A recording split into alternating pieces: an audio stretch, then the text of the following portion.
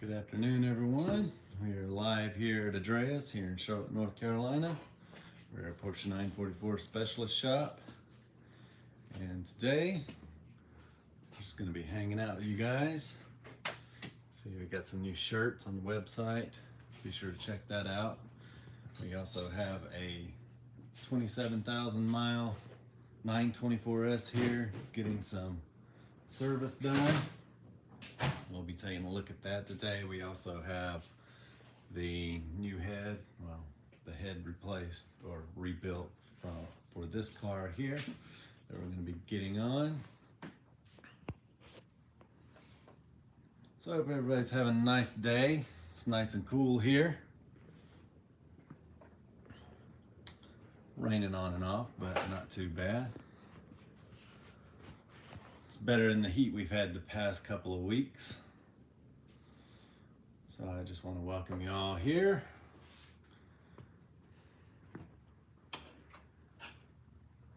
What is everybody working on today?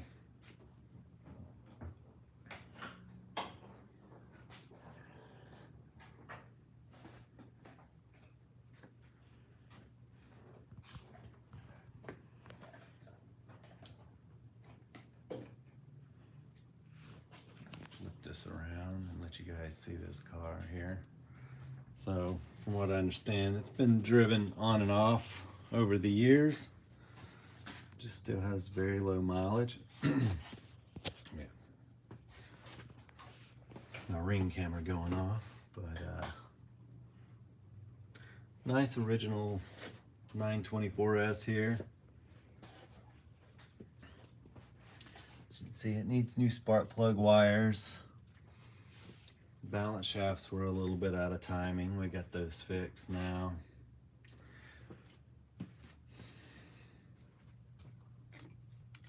Just gonna check everything over, put some new sensors on. Ian says, hello from the UK. Well, hello to you. Hope you're having a nice day. I'll be showing you guys the head we're also going to put on that 944S. This might be a good time to show you guys the differences between the 924S's and the 944S because I get a lot of people asking about that. So I've actually got a 944S right behind me, and this is the 924S.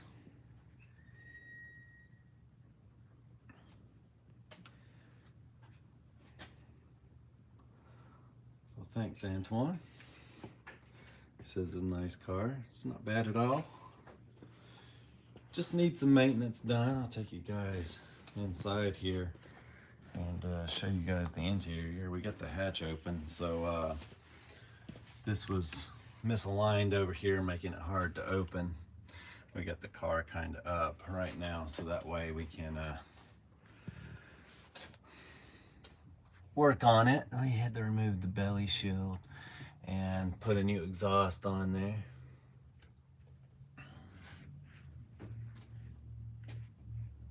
But we got this open and we need to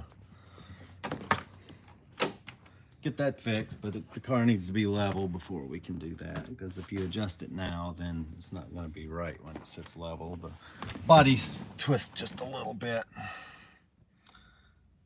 You can see the interior looks really nice, very minimal cracking in the dashboard.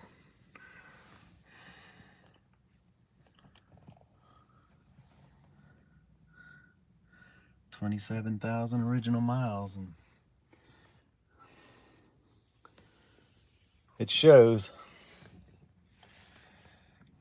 Kevin says, good morning, Brent. Always nice to see what you're working on. Also, nice shirt. Thanks.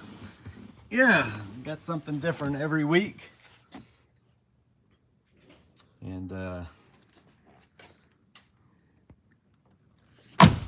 this shirt, very subtle. Has Andreas on the front plate there. So you can rock a 944 shirt and no one has to know that it's branded. Very subtly so.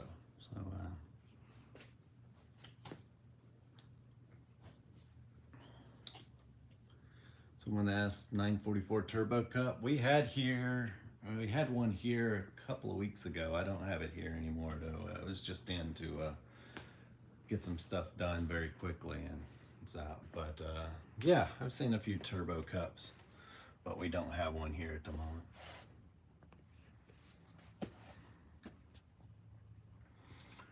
Right now he's just looking over this low mileage 87 924S, and we have a 944S over behind it there. And I get a lot of questions because sometimes people will say, well, the 924S have the 16 valve engine. It did not. So this would be the larger engine. It's just 2.5 liters, the same that the 944 had. So base 944 engine equals an S when it comes to the 924, since those originally had a 2-liter Audi engine on them.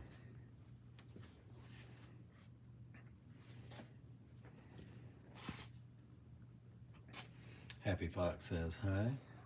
And Z says Porsche is cool. Well, yeah, this car here looks exactly like my first 87 that I had. Same interior, everything, same. Of course, mine didn't look this nice when I got it, but it's the way I wanted it to look. But you see, still a lot of zinc in the engine bay. I don't know that this car was stored, from what I understand. It was driven here and there over the years, but still relatively low mileage. A lot of these low mileage cars that I see, they did sit for many years, and so lots of things are leaking, and you just pretty much have to rebuild the engine if they've been sitting since 1995. But in this case, I believe that it's been driven just enough over the years to try and keep everything in good shape. So you can see that the spark plug wires are original and they need to be replaced, and the sensors are too. That's just a good habit. They look fine, there's no cracks or anything, but they're 40 years old. It's time to change them.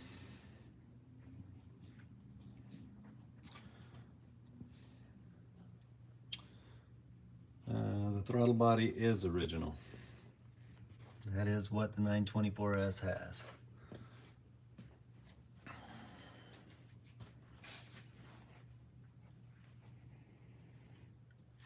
So the 924S's were in Europe in 1986.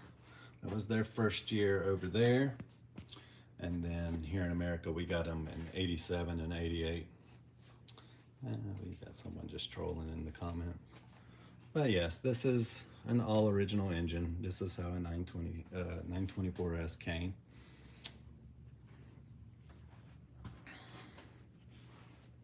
In the US anyway, so if you have a longer throttle cable, you might have an automatic, but yeah, this is the setup for the manual.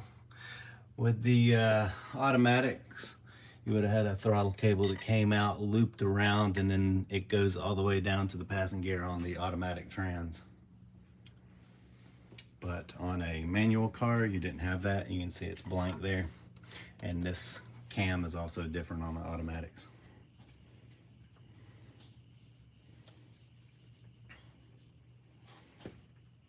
There's just sort of a slit here so that it can rock back and forth.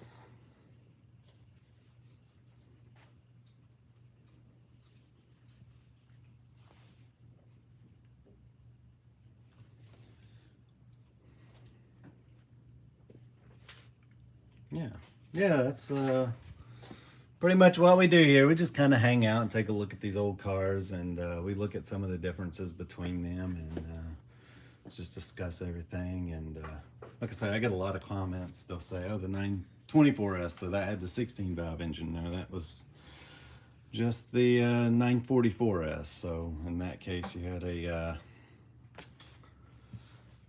2.5 liter engine, and the S's had the 16 valve 2.5 liter engine.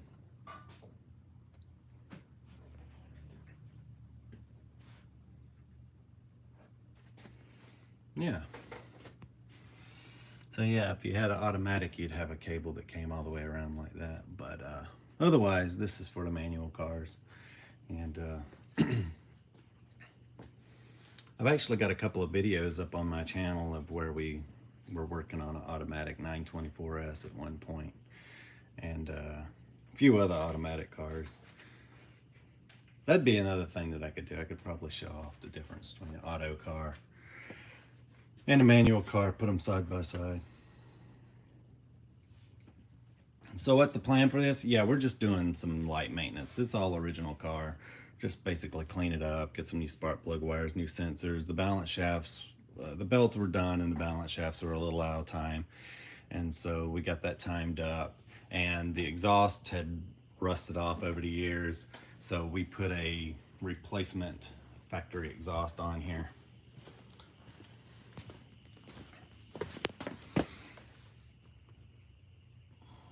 So his exhaust had just rusted off and it was kind of noisy and it'd been repaired several times. So we just put a replacement stock exhaust back on here. And so it's gonna make this car just a little bit nicer. Other than that, we're not gonna touch it.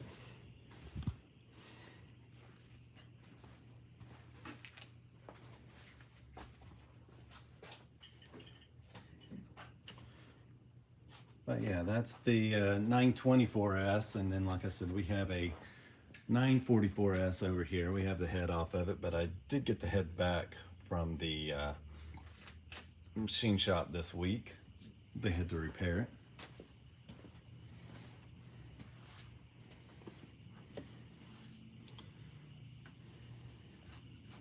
It's pretty close to mint. I mean, for all original paint and everything, you can't really get any better. It's dirty. The guy drove it up here in the rain. Well, it's not super dirty, but the guy drove it up here and it was kind of rainy. But yeah, all original paint. It's got its dings and dents, but it's a Survivor. This is like the perfect definition of a Survivor right here. It's been driven 27,000 miles and it's been well maintained over that time. So but yeah, this is like the perfect example of a Survivor. This is like, it's like the perfect car to buy. You buy one that's not been sitting around for 40 years and it leaks. You know, this is one that you buy and you can actually drive it and enjoy it.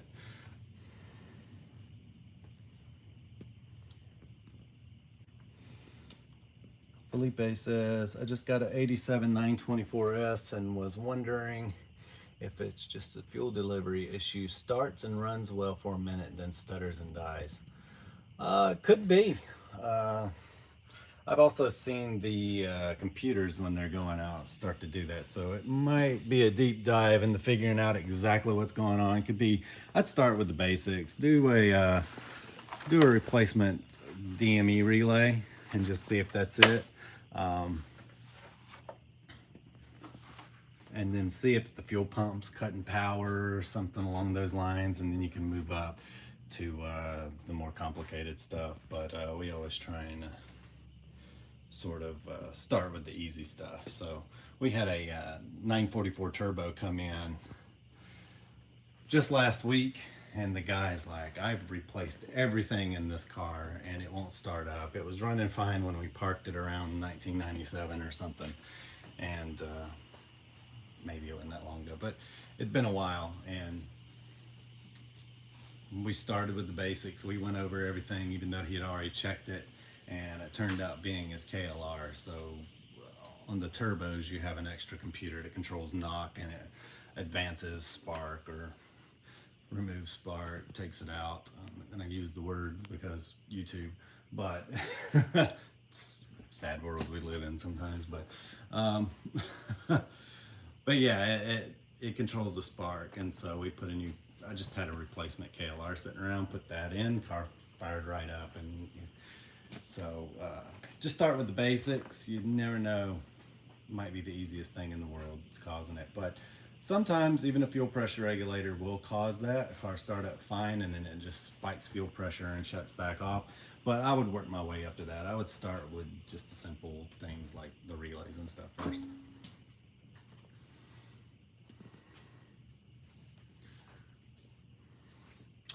Someone said the red is so hard to keep fresh looking. Yeah, especially with these single stage paints that they used back in the day.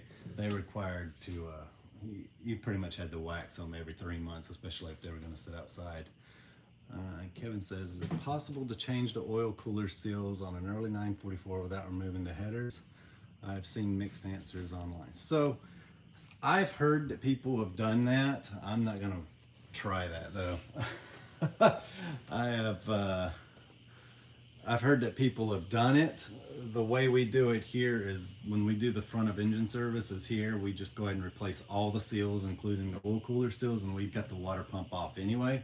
So there's absolutely no point in us trying to battle our way in there and remove headers and stuff. So just having the water pump out of the way makes it a lot easier. But yeah, I would. It's worth a shot. I've heard of people doing it. I don't know if it's how possible it is, but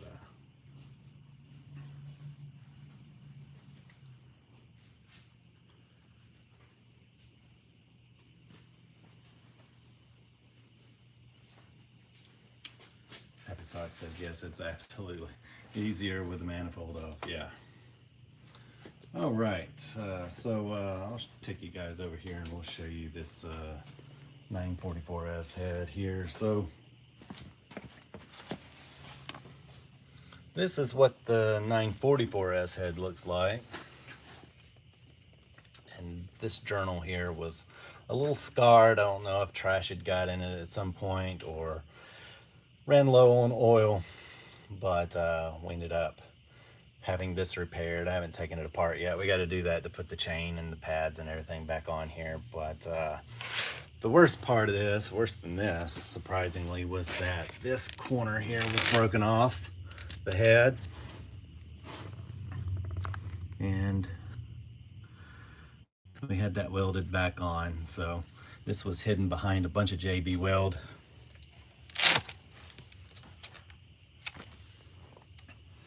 So we'd gone to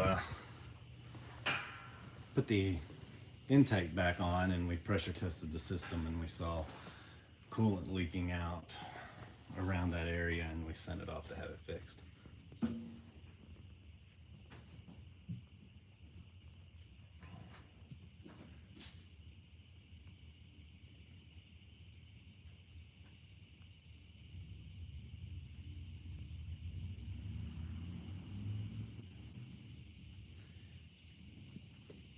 Bearings have journals. Let's see.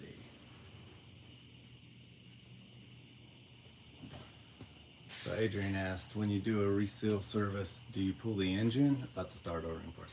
No, when we do a front of engine service, we will just leave the engine in place, but we pull pretty much everything off of it. The water pump comes off. These balance shaft caps come off here. And then we can get to, once the water pump's off, you can see you'll have a ton of room, even though the exhaust is not on this. So it's easier to get in here. Once you have the water pump off, you can just pop it out and slide it forward, and you're done. But yeah, everything's accessible. We replaced the O-rings on the back of this, the seals on the back of this, and we changed the collars, changed the water pump, and that reseals pretty much everything on the front half of the engine. And we make sure that we reseal the oil cooler too, since at this age and time, those are going to fail, and they're just as bad as a timing belt failing. You might not, you know, be driving down the road and stops you from driving, but there's sludge and stuff that gets in there. You just pretty much have to rip the entire engine apart to get all that stuff out of there.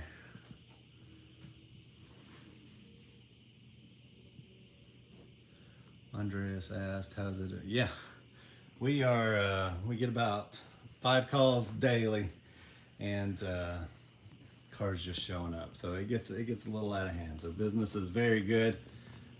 Appreciate you guys joining us for the live streams, coming and hanging out and having a good time.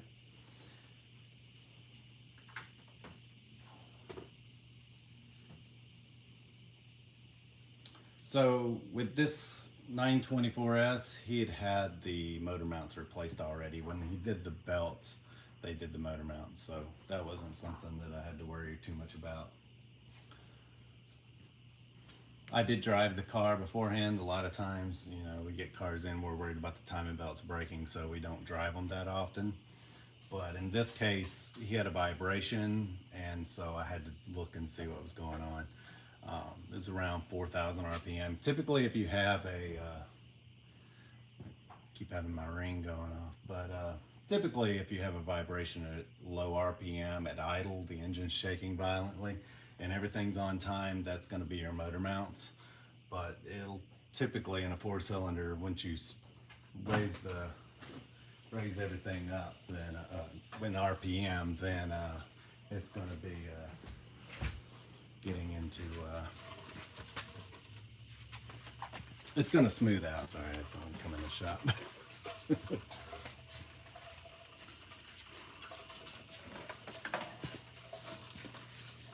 But yeah, so low RPM, the engine shaking, that is a sign of bad motor mounts. As you increase the RPM and the vibration comes up, that's usually like an indication that your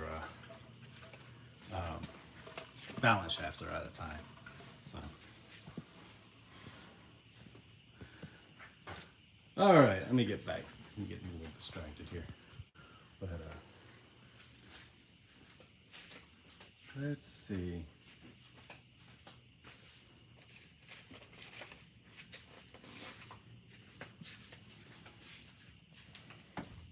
Kevin says, good to know. I was about to change the oil cooler cells on the 951 by removing the power steering pump out of the way. Close quarters though. Yeah, very close quarters. Very hard to get in there and do everything you need to do. Like I said, I've heard of people doing that. I don't know that it's got to be possible. I've just never actually done it myself.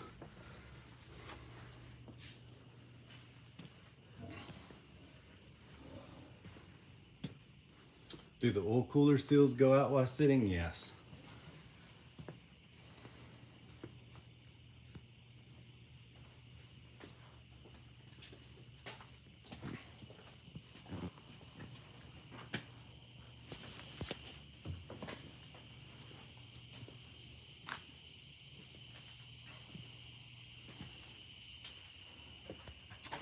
All right, so, oh no, the motor mount, he says the motor mount. I would think so, just from age. Yeah, mine went out. Yeah. Mine were bad. I would think so, just due to age, the way that the engine just sitting there over time. I mean, it's going to be sped up by driving, but just due to the age of the rubber, it's gonna eventually fail. Yeah. So I believe that, like I said, he'd already had that done. And when I drove it, the car idled fine. But once you got to about 4,000 RPMs, you could tell something just wasn't right. And we found the top one off a tooth, and the lower balance shaft was about 2 off. It was just very subtle, but glad we were able to find it. I have seen things coming from the clutch, but the clutch was also replaced in this car as well.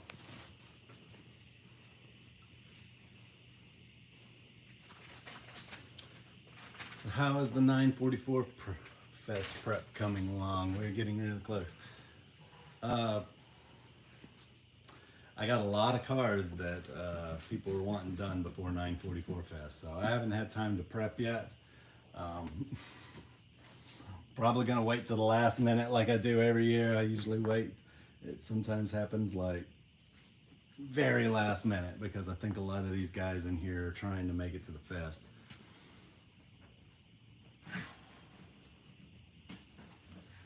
So how's your prep going? You said you were driving down, you said you were up north.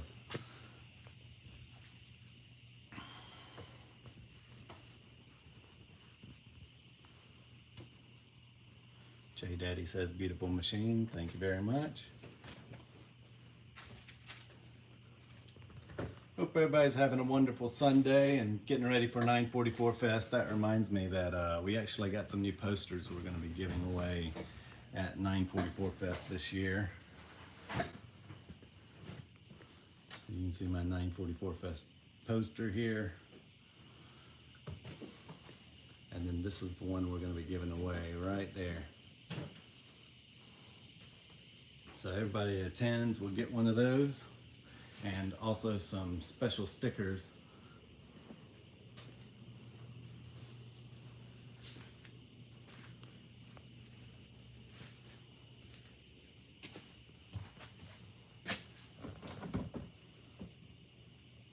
Showed this off a while back. This is cloth.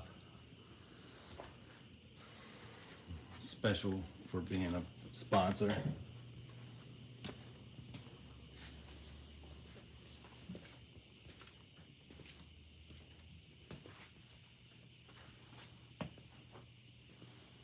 Looks like what the hose is there. Yeah. Just seeing if it works. You think that'll work for that? Yeah, I think it's a bigger. It's rounded into. I think that'll fit fine. Yeah, that's the way to go. Yeah. Just cut it a bit bigger.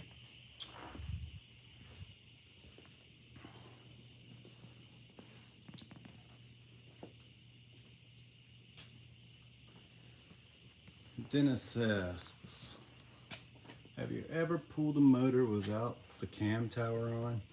So where do you put the mounting chain to lower it into the ground? So here's how we do it.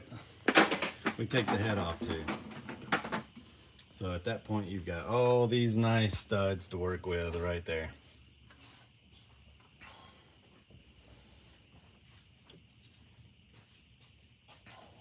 You can brace them and make sure they don't bend, but at that point the engine's so light it's not going to hurt anything. And when you pull them out that way, we just make sure we thread it all the way down with a nice little brace right there, and the engine will want to turn straight up. But that's how we do it without the head on, and it makes life so much easier. Even just the weight of the head on the engine is just, it makes it so much harder to get an engine in and out. You wouldn't think that 30 extra pounds would, you wouldn't think that extra 30 pounds would make it harder, but it does. Just a little bit of extra weight on there. Yeah, you don't have to worry about bending the studs if you do it right. It's perfectly fine. There's not going to be a lot of weight left over once you do that, once you take the head off.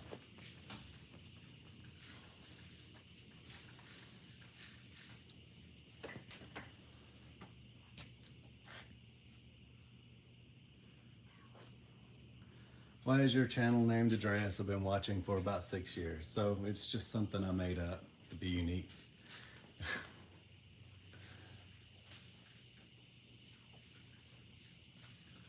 And yeah, I didn't want to have another name that everybody else had.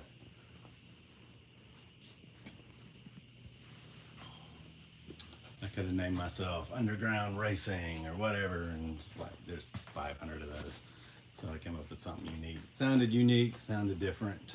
Makes people ask, why is that called that? But there's no one else with that name.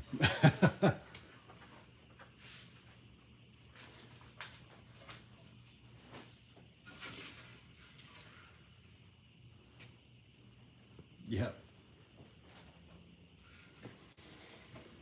So yeah, today we're going to try and get this head put back on here. You can see we got to clean up. Oh, flip you around. We got to clean this up a little bit.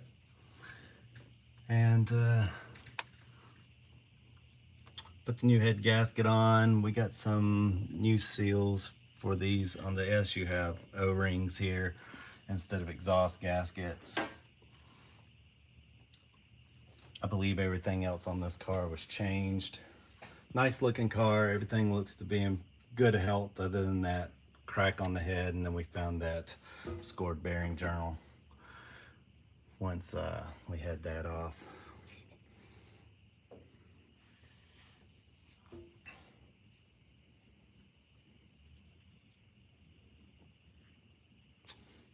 But yeah, guys, that's about it. Hopefully you guys are having a nice Sunday, taking it easy.